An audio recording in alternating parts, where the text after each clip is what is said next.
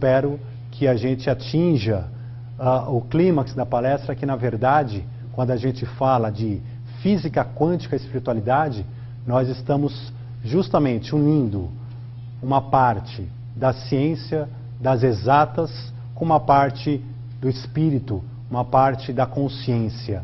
E é isso que nós vamos tentar mesclar um pouco aqui.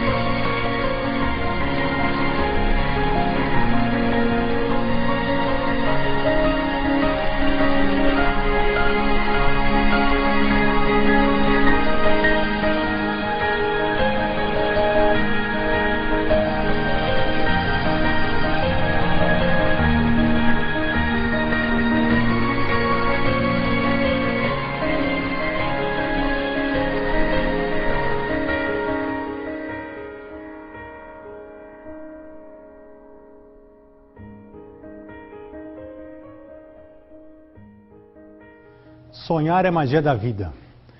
Eu coloquei isso aqui porque, na verdade, o que nós vamos falar um pouco hoje é isso, é um pouco também de sonho, né? E quando eu falo de sonho, na verdade nós estamos misturando sonho com realidade. Porque aquilo que a gente sonha hoje é aquilo que nós vamos realizar amanhã. Né? O livro que eu escrevi fala bastante sobre isso, numa história, enfim, de ficção que não vem aqui ao caso, mas o importante é, nós temos que sonhar, nós temos que acreditar.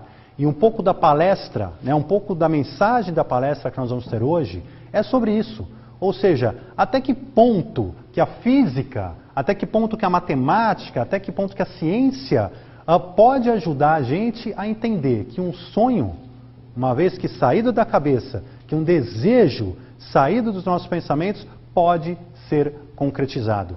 Né? E que mais, se você não sonhar, você não vai concretizar esses sonhos, você não vai concretizar esses desejos. Então, é isso. Vamos tentar unir um pouco da ciência com a espiritualidade, um pouco do sonho com a concretização. Bom, eu não sei se está todo mundo bem, enxergando bem, cada um sentou aleatoriamente, né? Mas se alguém quiser mudar de lugar, sentar em algum lugar que enxergue melhor, fique à vontade, tá? Sintam-se em casa. Pois bem, como eu falei para vocês, o elo entre ciência e espiritualidade, sem dúvida alguma, é a próxima revolução da história. Vai mudar a cara do planeta, vai mudar o perfil da humanidade. A ciência vai se reencontrar com a espiritualidade. Isso é um fato. Ela já começou no passado, era mais próxima, se afastou, principalmente na época do iluminismo, quando o homem começou a tentar entender o mundo que o rodeava e começou a se afastar dessa espiritualidade, a separar uma coisa da outra.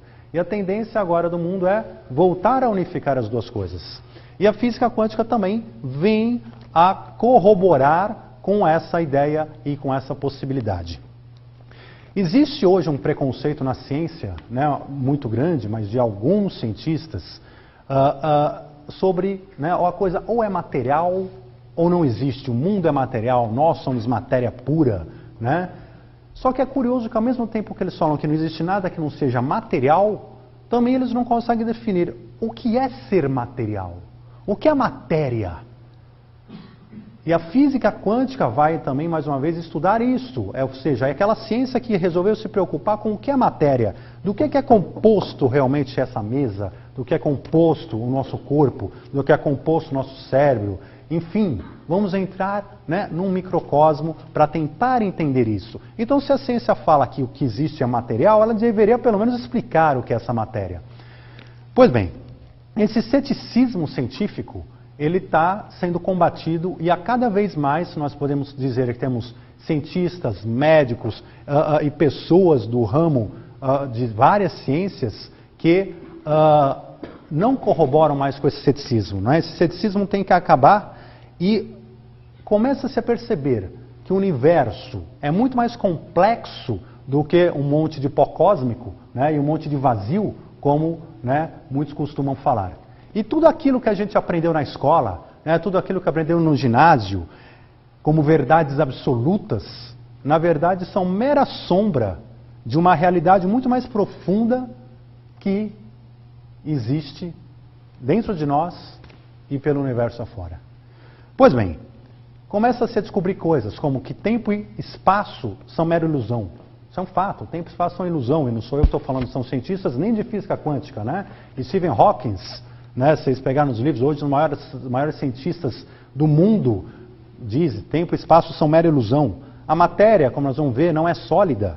Né? A consciência humana, ela transcende a capacidade computacional do cérebro. Enquanto alguns cientistas falam, né, que o cérebro é um computador, mas demonstram que não é isso. Dois corpos podem se comunicar online a quilômetros e quilômetros de distância. Enfim, uma série de elementos, de experimentos que são feitos, demonstrações que estão sendo feitas pela ciência, que vêm a contrariar ou a questionar tudo aquilo que um dia a gente acreditou e que fosse mutável. E o que não é novidade nenhuma, né? A própria ciência acreditou já que a Terra era quadrada, a própria ciência já acreditou, né, que o Sol girava em torno da Terra. Enfim, a ciência ela vai mudando conforme ela vai descobrindo a verdadeira realidade das coisas. Isso sempre foi assim e não vai ser agora que vai deixar de ser, né? Então nós vamos falar um pouquinho aí de física quântica, com a palestra Física Quântica e Espiritualidade. Ou seja, o que é a física quântica? Nós vamos comentar um pouquinho, mas principalmente quando a ciência resolveu parar de olhar o macrocosmo e resolveu ir investigar a matéria, o átomo, do que tudo é feito. Que na verdade começou com Demócrito, né? Na Grécia Antiga. Demócrito que criou até o termo átomo, né? Que seria uma partícula, uma matéria indivisível. Isso lá atrás. Ele já tinha na cabeça a ideia de que as coisas devem ser formadas por alguma matéria elementar, por alguma substância elementar que forma as coisas. E o que é isso? E na época ele não tinha experimentos, ele não tinha maquinário, ele só podia filosofar sobre o átomo, sobre a matéria básica que compunha o universo. Mas vejam como isso é um pensamento antigo e que agora, com novos maquinários, com novas tecnologias, né, a ciência está podendo chegar a experimentos cada vez mais fantásticos, cada vez mais interessantes. Então, a mecânica quântica é a teoria física que obtém sucesso no estudo dos sistemas físicos cujas dimensões são próximas ou abaixo da escala atômica, né? Tais como moléculas, átomos, nêutrons, prótons, elétrons e outras partículas subatômicas. Então nós vamos ver aqui que hoje existem outras partículas subatômicas. Só que essas partículas, elas não têm estabilidade. Ok? Nós vamos comentar delas, mas o importante de saber delas é que são partículas sem estabilidade. As partículas mínimas estáveis hoje, conhecidas, são os prótons, os nêutrons, os elétrons e os fótons. Mas, vamos lá.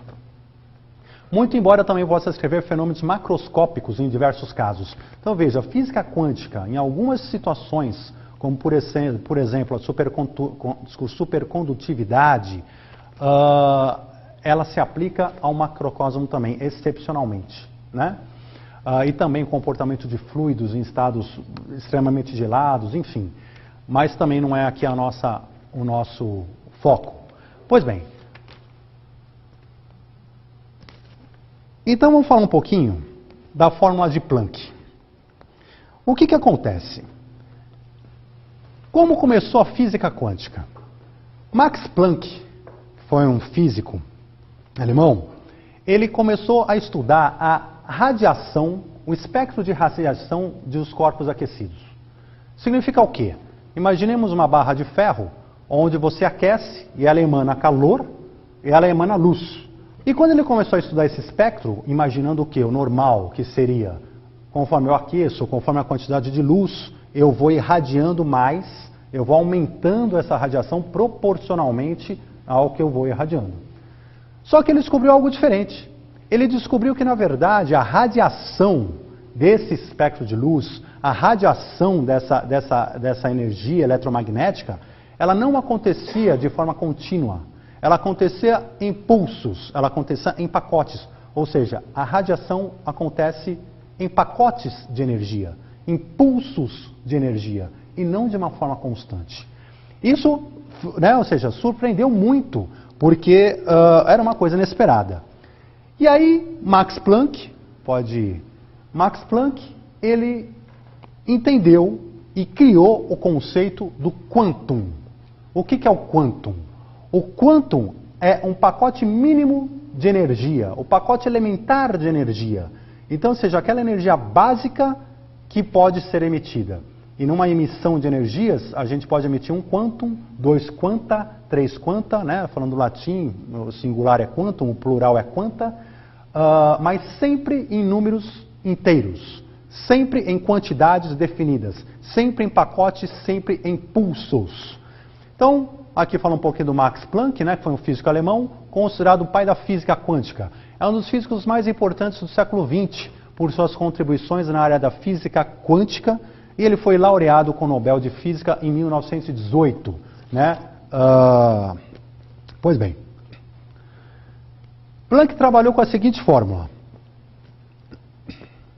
que na verdade ele veio a entender a energia, qual que é a energia do fóton, né, dessa partícula mínima, denominada quantum. Qual que é essa energia? Essa energia ele percebeu que é o seguinte, ele é igual a uma constante, que nós vamos chamar de H, vezes a frequência da radiação. Então, a energia liberada por um corpo, ela depende da frequência da radiação multiplicada por essa constante. Então, essa fórmula, nós vamos falar dela mais para frente, é uma fórmula importantíssima para entender essa questão da física quântica. Por favor. Pois bem, se a gente pegar um gráfico em linha reta, tendo como eixo horizontal a frequência e tendo como eixo vertical a energia, então nós estamos falando aqui, né, frequência versus energia, imagine uma linha crescente, de reta crescente com esse gráfico. O que significaria isso? Que quanto maior a frequência, maior a energia. Só que isto não acontece, é o que eu comentei para vocês. Curiosamente, não é proporcional ao aumento da frequência com o aumento da energia. O próximo gráfico vai mostrar o que realmente acontece. O que na prática, na experiência, acaba acontecendo? Acontece o seguinte, conforme eu aumento a frequência, na frequência 1, de 0 a 1, eu tenho uma energia 10, por exemplo. Né? De 1 a 2, uma energia 20. De 2 a 3, uma energia 30. E assim por diante. Ou seja, conforme eu mudo a frequência, eu tenho um aumento da energia. Não há frequências intermediárias, né? Não há energias, enfim, nada aqui, nenhum espectro que seja contínuo. O que é muito curioso, né? Começaram a perguntar, por que isso acontece? Por que as coisas são emitidas em impulsos e não numa constante? Então começaram a aparecer os mistérios aí da física quântica. Pois bem, outros estudos apareceram.